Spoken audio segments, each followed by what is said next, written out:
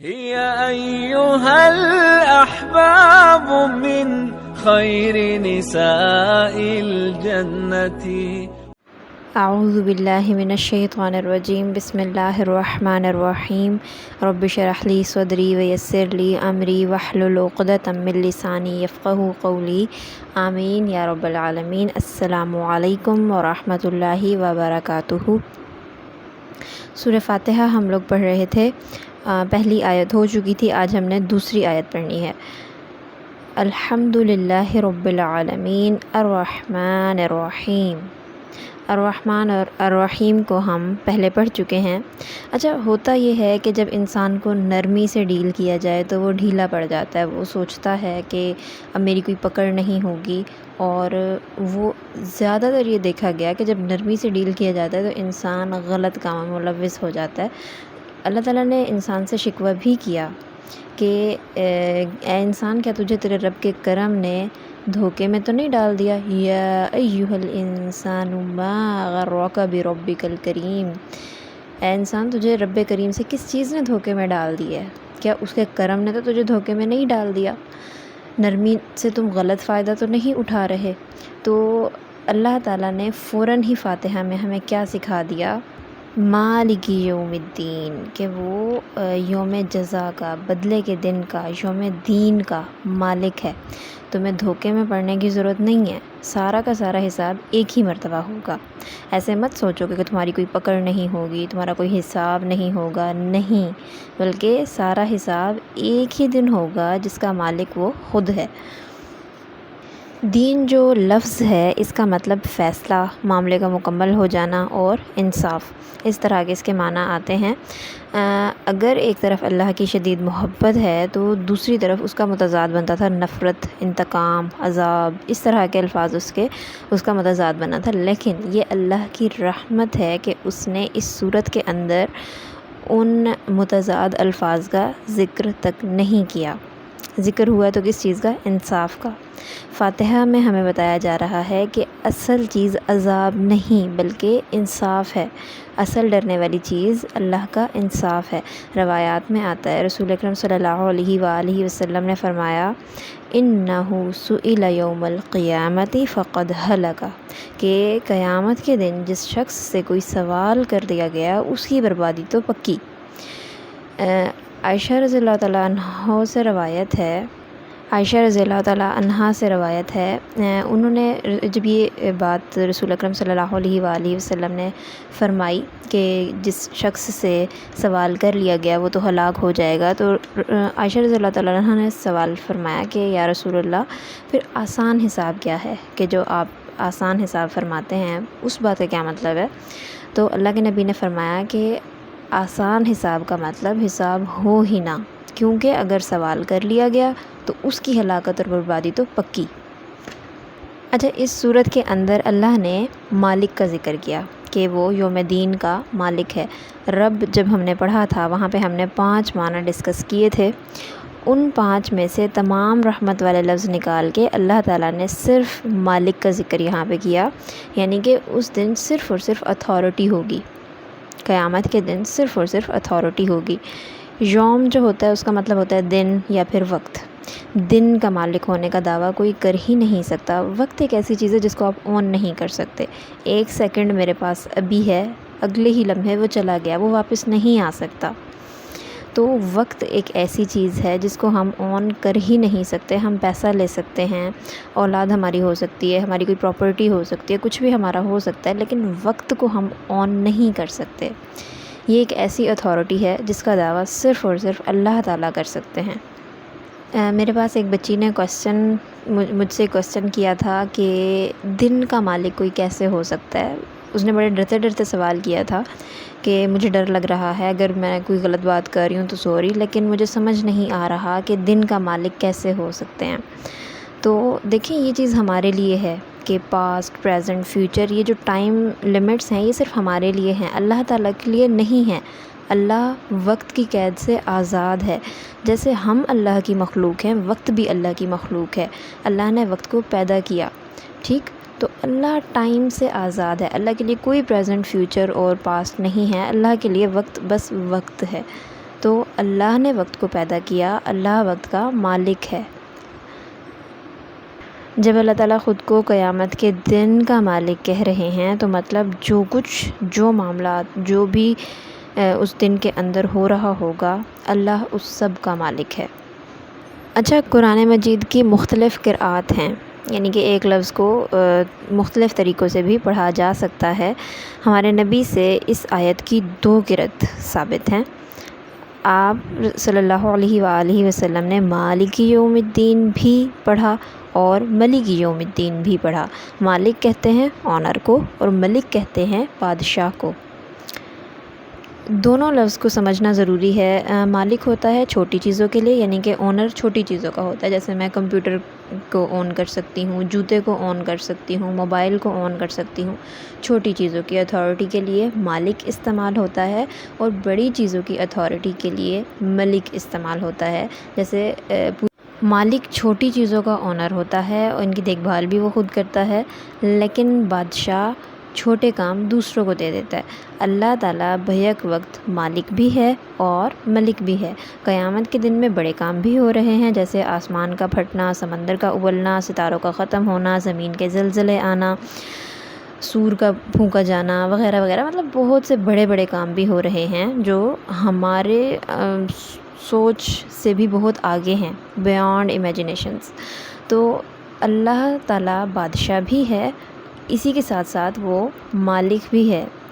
وہ چھوٹی چیزوں کا بھی حساب کتاب کرنے والا ہے، ہر انسان کا حساب بھی ہوگا جو کہ مالک سے متعلق ہے۔ تو اسی وجہ سے رسول اکرم صلی اللہ علیہ وآلہ وسلم نے اس آیت کو 2 طرح سے پڑھا ہے۔ کفار مکہ رسول اکرم صلی اللہ علیہ وآلہ وسلم کا بہت زیادہ مذاق بنایا کرتے تھے۔ جب بھی کوئی نبی آیا ہے اس کا بہت مذاق بنایا گیا، اس کو پاگل کہا گیا، دیوانہ کہا گیا، شاعر کہا گیا، کاہن کہا گیا، مجنون کہا گیا، دیوانہ کہا گیا، بہت اس کا مذاق بنایا جاتا تھا، جس سے رسول کا دل بہت زیادہ دکھتا تھا۔ تو اللہ تعالیٰ اپنے رسولوں کی خود حوصلہ افزائی فرمایا کرتے تھے۔ تو کفار مکہ نے بھی رسول اکرم صلی اللہ علیہ وآلہ وسلم کو مختلف طریقوں سے ستایا۔ جب قیامت کا ذکر رسول اکرم صلی اللہ علیہ وآلہ وسلم نے کیا تو کفار مکہ نے کہا کہ اللہ تعالیٰ کیسے نعوذ باللہ ثم نعوذ باللہ، نقل کفر نباشد۔ انہوں نے کہا کہ اللہ تعالیٰ کیسے کنٹرول کرے گا اتنی ساری آبادی کو، کہ آدم سے لے کے آخری انسان تک بہت زیادہ پاپولیشن ہو جائے گی، تو اللہ کنٹرول کیسے کرے گا؟ اور انہوں نے بہت زیادہ مذاق بنایا۔ اسی طریقے سے قرآن مجید میں 19 فرشتوں کا ذکر آتا ہے کہ جہنم کے 19 داروغہ ہوں گے۔ تو انہوں نے پتہ نہیں ابو جہل نے کہی تھی یہ بات یا وہیں کفار کے سرداروں میں سے ایک نے کہا تھا کہ ایک کو تو میں سنبھال لوں گا، کہ 10 کو میں سنبھال لوں گا، باقی کو تم دیکھ لینا۔ اس طریقے سے وہ بہت زیادہ مذاق بنایا کرتے تھے۔ کیونکہ انہیں اللہ کی معرفت نہیں تھی، نہ وہ سمجھنا چاہتے تھے اور نہ ہی وہ سمجھتے تھے بات کو، وہ جان بوجھ کر مذاق بنایا کرتے تھے۔ قرآن کو سمجھنے کے لیے اور اللہ کی معرفت کو حاصل کرنے کے لیے نیت کا درست ہونا بہت زیادہ ضروری ہے۔ اگر تو یہ اچھی عربی سے سمجھا جا سکتا تو کفار مکہ سب سے آگے ہونے تھے، ان سے زیادہ عربی پر عبور تو کسی کو حاصل نہیں تھا نا۔ اسی لیے قرآن کو سمجھنے کے لیے اور اللہ کی معرفت کو حاصل کرنے کے لیے دل میں طلب ہونا، دل میں تڑپ ہونا اور نیت کا درست ہونا بہت زیادہ ضروری ہے۔ اللہ سے دعا ہے کہ اللہ ہماری نیتوں کو خالص کر دیجئے، اللہ ہمارے دل میں اپنی معرفت کا شوق پیدا کر دیجئے، اللہ ہمارے لیے ہدایت کی طلب اور تڑپ پیدا کر دیجئے، آمین یا رب العالمین۔ آیت نمبر 4، ایاک نعبد و ایاک نستعین۔ ایا خاص کا آپ کی، نعبد ہم عبادت کرتے ہیں، و ایا اور خاص کا آپ کی، نستعین آپ ہی سے، نستعین ہم مدد مانگتے ہیں۔ اے اللہ ہم خاص آپ کی عبادت کرتے ہیں اور خاص آپ ہی سے مدد مانگتے ہیں، کسی اور سے ہم مدد نہیں مانگتے۔ یہاں پر اعبدو نہیں آیا، نعبدو آیا۔ اعبدو کا مطلب ہوتا ہے عبادت کرو، نعبدو کا مطلب ہوتا ہے ہم عبادت کرتے ہیں۔ یعنی کہ یہ ہم کمٹمنٹ کر رہے ہیں اللہ تعالیٰ سے. اب یہ ہماری بات آ گئی. اعبدو اگر ہوتا تو اللہ تعالیٰ ہمیں آرڈر کر رہے تھے کہ میری عبادت کرو. یہ اللہ کی طرف سے نہیں ہے لائن، یہ ہماری طرف سے ہے. ایاک نعبد و ایاک نستعین، اے اللہ ہم خاص تیری ہی عبادت کرتے ہیں اور خاص تجھ ہی سے مدد مانگتے ہیں. ابھی جو ہم نے اللہ تعالیٰ کے بارے میں سیکھا، پہلی 3 آیات جو ہم نے اللہ کے بارے میں سیکھی کہ الحمدللہ رب العالمین الرحمن الرحیم مالک یوم الدین، ان آیات کا نتیجہ نکلتا ہے ایاک نعبد و ایاک نستعین. جب انسان کو اللہ کی معرفت حاصل ہو جاتی ہے، اس کی رحمت کا پتہ چل جاتا ہے، اس کے رب ہونے کا پتہ چل جاتا ہے، فیصلے کے دن کا پتہ چل جاتا ہے، تو اس کا نتیجہ کیا نکلتا ہے کہ اللہ کا انسان جو ہے اللہ کا عبد بن جاتا ہے. آیات ہیں تو اللہ کی طرف سے، لیکن الفاظ ہمارے لیے استعمال ہوئے. کیونکہ جب انسان کو اللہ کی معرفت آ جاتی ہے تو اس کا نتیجہ آیت نمبر 4 نکلتا ہے. اچھا، ایک اور نوٹ کرنے والی بات، یہاں پر آیا ایاک نعبد کہ ہم تیری عبادت کرتے ہیں، اعبد کہ میں تیری عبادت کرتا ہوں نہیں آیا، بلکہ نعبد آیا. یہ اس وجہ سے کہ جیسا بندہ اللہ کا میں ہوں ویسا ہی دوسرا شخص بھی ہے. اللہ کے بندے تمام برابر ہیں. اسلام کے اندر فضیلت کا معیار صرف اور صرف تقویٰ ہے. نہ پیسہ، نہ عزت، نہ دولت، نہ شکل و صورت، نہ اولاد، کوئی چیز، کوئی مال و متاع دنیا میں فضیلت کا معیار نہیں ہے، بلکہ صرف اور صرف اللہ کے ہاں جو فضیلت کا معیار ہے وہ تقویٰ ہے. جو نیکیوں میں آگے ہوگا وہی اللہ کے نظر میں بھی آگے ہوگا. ہم جب چھوٹے ہوا کرتے تھے تو ایک رسالہ آیا کرتا تھا، تعلیم و تربیت. تعلیم الاسلام تو ایک بک تھی، تعلیم و تربیت ایک رسالہ ہوتا تھا جو ہم پڑھتے تھے. اس میں ایک سٹوری تھی، ایک بادشاہ کا بیٹا ہوتا ہے، وہ بہت زیادہ مغرور ہوتا ہے، اکڑو ہوتا ہے اور بدتمیز ہوتا ہے. بادشاہ اس سے بہت پریشان تھا کہ میرا بچہ اتنا بدتمیز ہے، تو وہ اسے تربیت کے لیے ایک استاد کے سپرد کر دیتا ہے. تو استاد اس کو باہر لے کے جاتا ہے، تو اب وہ ظاہر سب بچوں کے ساتھ ہوتا ہے. جب نماز پڑھنے کی باری آتی ہے، ویسے شہزادے کی ہر چیز باقیوں سے برتر تھی. اس کا لباس، اس کا گھوڑا، اس کی تلوار، ہر چیز باقیوں سے اچھی تھی، بہترین تھی. اوبویسلی وہ بادشاہ کا بیٹا تھا. تو جب نماز پڑھنے کی باری آتی ہے، وہ کہتا ہے کہ کیا میں بھی انہی جیسی نماز پڑھوں؟ تو اس کا استاد کہتا ہے اوبویسلی آپ بھی انہی جیسی نماز پڑھیں گے. تو وہ کہتا ہے نہیں، میں تو بادشاہ کا بیٹا ہوں، میرے لیے تو کوئی الگ نماز ہونی چاہیے. پھر اس کے استاد اسے کہتے ہیں نہیں، اللہ تعالیٰ نے سب کو برابر پیدا کیا، سب کی سیم نماز ہے، اللہ کی نظر میں سب برابر ہیں. یہ جو چیزیں ہیں، پیسہ، عزت، شہرت، یہ ہمارے ہاں فضیلت کا معیار ہیں، اللہ کے ہاں یہ نہیں ہے. ہمارے قوم کا وبال ہی اسی وجہ سے ہوا کہ ہم نے فضول چیزوں کو آگے لا کے کھڑا کر دیا، اور جو پرائیورٹی والی چیزیں تھیں ان کو ہم نے کہیں دور دھکیل دیا. اسی وجہ سے ہم وبال کا شکار ہوئے. اگر آج بھی ہم اپنی پرائیورٹیز درست کر لیں، آج بھی ہم اللہ کے بتائے ہوئے طریقوں کے مطابق چلنا شروع کر دیں، آج بھی ہم اپنا کھویا ہوا مقام واپس لے سکتے ہیں. ایاک نعبد و ایاک نستعین کہ ہم خاص تجھی سے مدد طلب کرتے ہیں. یہ جو نستعین ہے یعنی کہ عون، عربی زبان میں مدد کے لیے بہت سارے الفاظ استعمال ہوتے ہیں. مد یمد، نصر ینصر، سأل یسأل، تو سأل یسأل، بہت سارے الفاظ آئے ہیں. ایک لفظ کے لیے بہت سارے الفاظ استعمال ہو جاتے ہیں، لیکن ان میں میننگز کا ٹیسٹ مختلف ہوتا ہے. تو جو عون ہے، اس کا مطلب ایسی مدد جو اپنی پوری توانائی لگانے کے بعد مانگی جاتی ہے. یعنی کہ آپ کے حصے کا جو کام تھا وہ آپ نے سارا کر لیا، لیکن نتائج آپ نے رب پر چھوڑ دیے. آپ نے کہا کہ اے اللہ میری مدد کر، میں نے اپنی ساری کوشش کر لی، اب آپ میری مدد کریں تاکہ مجھے اچھے نتائج حاصل ہوں. ایسی مدد جو اپنی پوری توانائی لگانے کے بعد مانگی جاتی ہے، اس کو کیا کہا جاتا ہے؟ استعانت. اس کو کیا کہا جاتا ہے؟ عون. اچھا، مجھے یہاں سے ایک بہت خوبصورت واقعہ یاد آتا ہے. میں چھوٹی سی تھی اور ہمارے گھر میں کیبل تھی. میں انڈیا کے ڈرامے بہت زیادہ دیکھا کرتی تھی. بچی تھی، نہیں پتہ تھا کیا ہوتا ہے، تو مجھے لگتا تھا کہ جیسے ان کا گاڈ ہے، یہ مورتی کی پوجا کرتے ہیں اور یہ جیسے ہی کوئی بھی چیز مانگتے ہیں تو فوراً سے ان کے سامنے وہ حاضر ہو جاتی ہے، تو ہمارا رب بھی اسی طریقے سے ہے۔ تو ایک مرتبہ میرا ایک بہت خوبصورت ہار تھا جو میرے دل کے بہت زیادہ قریب تھا اور وہ ٹوٹ گیا۔